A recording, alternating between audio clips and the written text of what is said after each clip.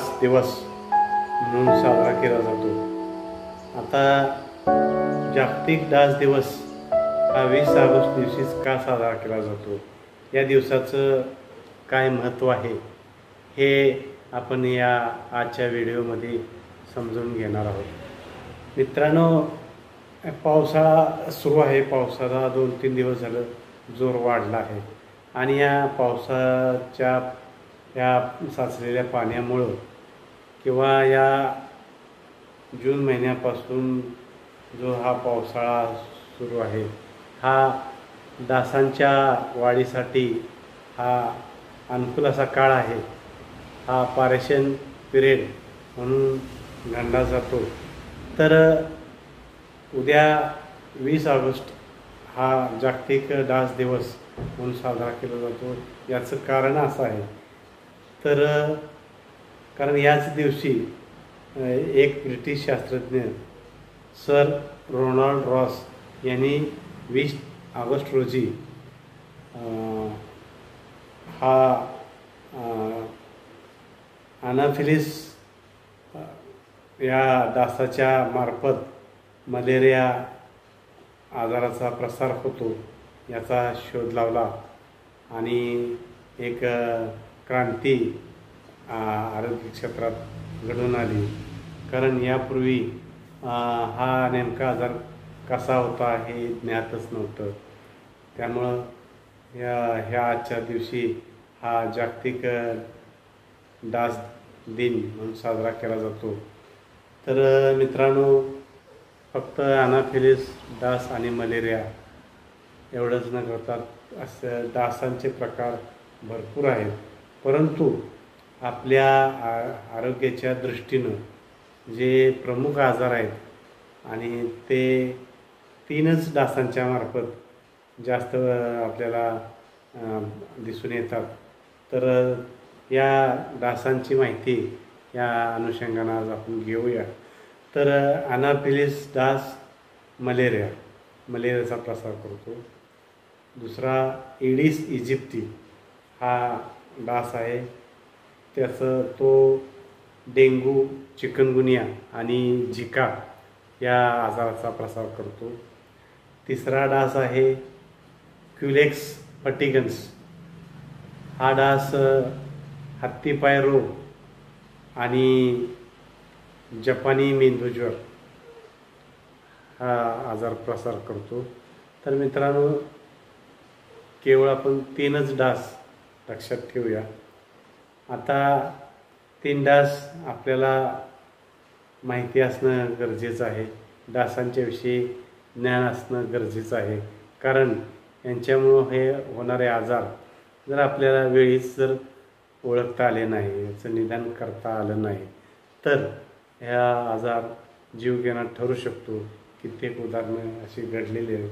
म्हणून मला असं वाटतं की प्रत्येक मनुष्याला, प्रत्येक नागरिकाला या डासांची माहिती आणि या आजाराची माहिती असणं गरजेचं आहे।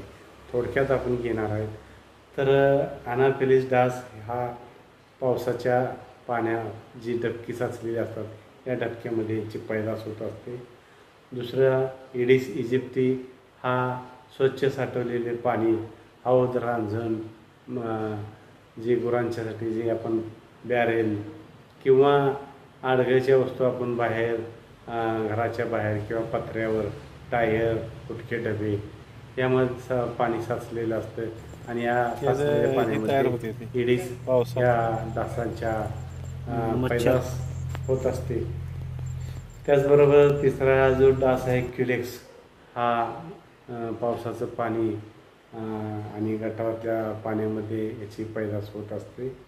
अशा प्रकारचे 3 डास आहे आणि त्या 3 डासामुळे हे मलेरिया, डेंग्यू, चिकनगुनिया, झिका, जपानी मेंदूज्वर आणि हत्तीपाय रोग असे आजार होतात। तर या डासांचं जे पहिलं चक्र आहे म्हणजे यांची वाढ ही निम्मी वाढ ही पाण्यामध्ये होत असतात। पाण्यामध्ये अंडी, अळी, कोश आणि प्रौढ डास हे त्याचं जीवनचक्र 7 दिवसामध्ये पूर्ण होत असते आणि प्रौढ झालेला डास हा साधारणपणे एक 30 ते 35 दिवस त्याचं आयुष्य असते आणि तो किमान 3 ते 5 किलोमीटरच्या परिसरात हा भ्रमण करत असतो. त्यामुळं दूषित झालेला डास हा 3 ते 5 किलोमीटरच्या परिसरातील लोकांना चावल्यामुळं आजार पसरवू शकतो आणि 1 महिन्याभर त्याचं आयुष्य असतं. आपल्याला हे माहिती असणं गरजेचं आहे, कारण यावर उपाययोजना करायची म्हटली तर जे प्रौढ डास आहेत तर ते आपल्याला नष्ट करायचे म्हटले तर ह्या उपाययोजना माहिती पाहिजे. आता निरोगी माणसाला जर हा दूषित डास चावला तर 2-3 दिवसात त्याला लक्षणं दिसायला लागतात. जोराचा ताप येणं, थंडी वाजून येणं, अंगदुखी अशा प्रकारचं हे लक्षणं आहेत. मलेरियामध्ये थंडी वाजून ताप येणं, घाम येणं हे आहेत आणि डेंग्यूमध्ये तीव्र स्वरूपाची डोकेदुखी, अंगदुखी आणि डेंग्यूमध्ये जे प्रकार आहेत, डेंग्यू फीवर, डेंग्यू हिमोरेजिक आणि डेंग्यू शॉक सिंड्रोम. तर हिमोरेजिकमध्ये रक्तस्राव होतो आणि त्यानंतर पुढं शॉकमध्ये जाऊन मल्टी ऑर्गन फेल्युअर होऊन माणूस दगावण्याचा शक्यता असते. म्हणून या आजाराचं आपण लक्षणं आणि त्याचं ओळखायचं कळालं पाहिजे.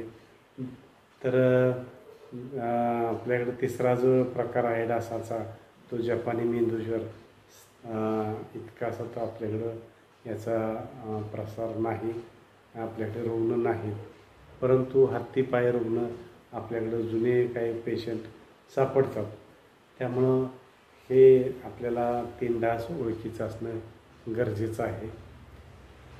आता या डास दिनाच्या निमित्तानं आपल्याला निदान करायचं कसं करायचं तर आपल्याला नजीकच्या दवाखान्यामध्ये जाऊन आपल्या रक्ताची तपासणी केली तर आपल्याला मलेरिया, डेंग्यू या आजाराचं निदान होऊ शकतो.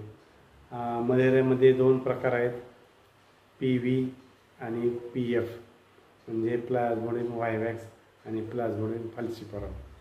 तर PVचा आजार आहे एकूण 14 दिवस आपल्याला औषध घ्यावं लागतं आणि PF हा आपण एखाद्या दिवशी आपण ट्रीटमेंट देतो. तर या योग्य प्रकारच्या ट्रीटमेंट ह्या घेतल्या तरच हा आजार बरा होत असतो. त्यामुळं आपल्याला योग्य ट्रीटमेंट मिळेल अशा ठिकाणी आपल्याला संपर्क करायचा आहे, उपचार घ्यायचा आहे. तर हे आपल्याला माहिती पाहिजे.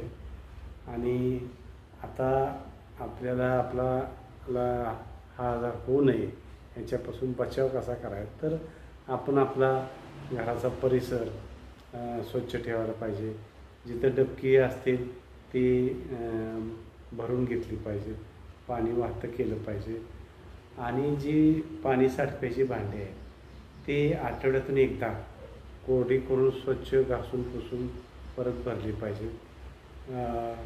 आणि जर अशा प्रकारच्या काय म्हणजे आपले कंटेनर्स पॉझिटिव्ह असतील, उदाहरणार्थ आपले घरातलं फ्रीजच्या पाठीमागचं भाग, तिथं पाणी साठलेलं असते, चिमण्यानं पाणी प्यायची छोटी भांडी असतील, आपण टाकून दिलेले कार्यक्रमानंतर प्लास्टिकचे काय कप असतील त्यामध्ये पाणी साठतं.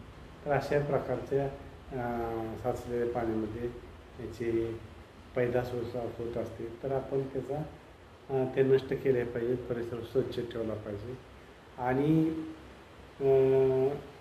संध्याकाळच्या वेळी दरवाजाला आपण खिडक्या जाळ्या लावल्या पाहिजेत, ओडोमॉस किंवा अलॉटसारखा वापर केला पाहिजे, मच्छरदाणीचा वापर केला पाहिजे. आणि एवढं करून जर आपल्याला लक्षणं आढळली तर त्वरित आपण नजीकच्या दवाखान्यात जावं, उपचार घ्यावा.